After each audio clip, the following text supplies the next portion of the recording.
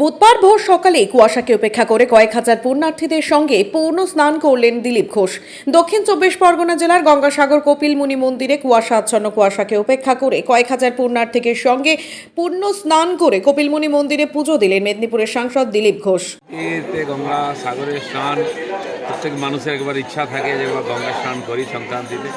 আমরা দুদিন আগে এসেছি, ক্যাম্প উদ্বোধন হলো, আজকে সূর্যোদয়ের মুহূর্তে গঙ্গা স্নান করলাম কপিলমুনি এবং সমস্ত দেবী দেবতাকে দর্শনও করলাম আমরা এখানে। তো এটা সৌভাগ্যের বিষয় এখানে এসে পৌঁছানো, একসময় খুব দুর্গম ছিল, আজকাল তো রাস্তাঘাট হয়ে গেছে। তো এরপরে হাজার হাজার লক্ষ লক্ষ তীর্থযাত্রী আসবেন, স্নান করবেন, আজ থেকে ভিড় শুরু হয়ে যাবে। আমি আশা করব সবাই এসে সুস্থভাবে স্নান দর্শন করে যেতে পারবেন। আমরা শেষ ব্যবস্থাও দেখে গেলাম, সব ব্যবস্থা রেডি হচ্ছে। মুখ্যমন্ত্রী সহ বিভিন্ন টাকা আজ তাদের বেতন দিচ্ছে না কেন, ডিএ দিচ্ছে না কেন, খালি কেনার জন্য দিচ্ছে। সমস্ত রাজ্য তাদের রাজ্যে যত মেলা হয়, উৎসব হয়, তারাই করে। কেবল কুম্ভ মেলা যদিও আন্তর্জাতিক মেলা, সেখানে কেন্দ্র সরকার কিছু ফান্ড দেয়, আর এটাও ব্যবস্থিত ঠিকঠাক হলে কেন্দ্র সরকার দিতে চায়, কিন্তু বিশ্বাস করতে পারে না এদের উপরে।